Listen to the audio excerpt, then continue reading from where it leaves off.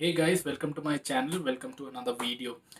I'm wishing you all a very happy Easter. I know it's pretty late in the day, but I'm still wishing you all a very happy Easter. And I also hope that all of you are fine, both physically and mentally. So today the topic which we are going to cover is types of drags. Okay, last video I told you what is drag and thrust. So in the description below I am giving the link of it, and also I'm giving you another link which is connected to my website. It has a quiz and some information you might need as an aviator. So types of drags. The first drag which we'll take into account is profile drag. It is the term applied to the drag which is acting on a wing. All right. It is caused due to the friction and turbulence caused by any fluid which is air on the wing. All right. So profile drag is constituted by form and skin drag. All right. So let's come down to form drag. All right. So when a streamlined flow passes through an aerofoil or any object, a picture would pop up. So you can see that there is a plate, there's a flat plate, there's a ball, there's a half aerofoil, there's a full aerofoil. So basically, when the streamlined flow it separates and becomes turbulent, that is basically called as form drag. All right. So let's take this plate into account, which is the first one inside this picture. So what happens is the pressure in front of the plate is above the atmospheric pressure, and the pressure behind the plate is below atmospheric pressure, and this causes vortices. All right, I've also told you what is vortices. Basically what happens is streamline flow, the air molecules are flowing together in the same velocity, same direction. Vortices, what happens is velocity and direction of the air molecules keep changing. It goes here and there. So that is basically vortices. So basically this is because of the shape and also the streamline flow. So for example, if the same plate is changed by a ball, you can see that the drag is reducing. There's less turbulence, and again when you come down to a whole aerofoil, the drag is considerably reduced or the turbulence is reduced. Now let's come down to skin drag.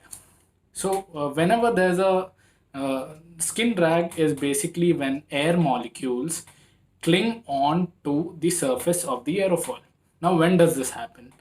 This happens when on the surface there is some dirt, or the surface is rough, there is cracks on the surface, or even when there is some moisture on the surface.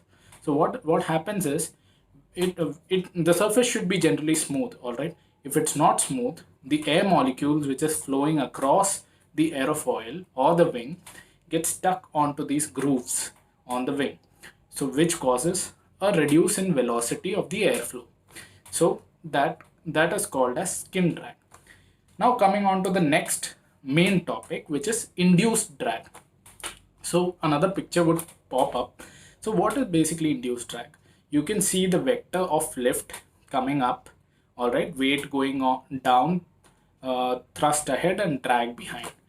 So what happens is whenever there is lift, all right, there is certain amount of weight, drag, all these aerodynamic forces are there. So vortices form at the wingtips, more at the wingtips compared to the center.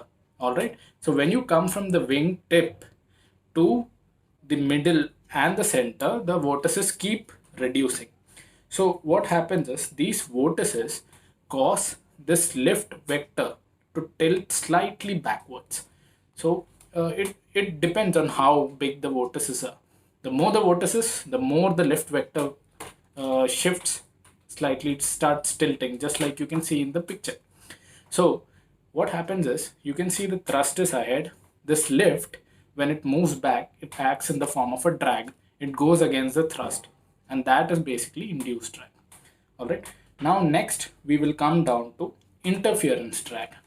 So interference drag, it is caused by the mixing of airflow streams between airframe components like wing and fuselage, or landing gear, strut, and the fuselage. All right, slightly, I understand it is slightly complicated, right?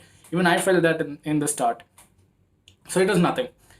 If you just look at this picture which is coming up, you can see that these are just acute angles. All right, so this drag basically forms whenever there's an acute angle, there's restricted area for the air to flow. So let us take the strut and fuselage, or wing and fuselage both. It is forming an acute angle. Can you see? So what happens is, let's take into Bernoulli's theorem. When air has to flow through a restricted area, it has to speed up, right? It has to speed up to,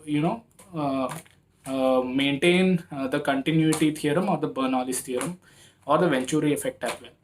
So what happens is, it needs more energy to do that, and in that process it creates vortices. All right, and it this need for more energy creates this particular drag. All right, so this is interference drag. So interference drag and profile drag put together forms parasitic drag.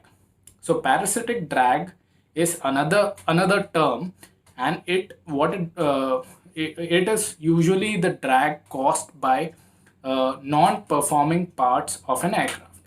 Like, it can be landing gear, it can be the aerials, it can be anything which does not contribute to lift.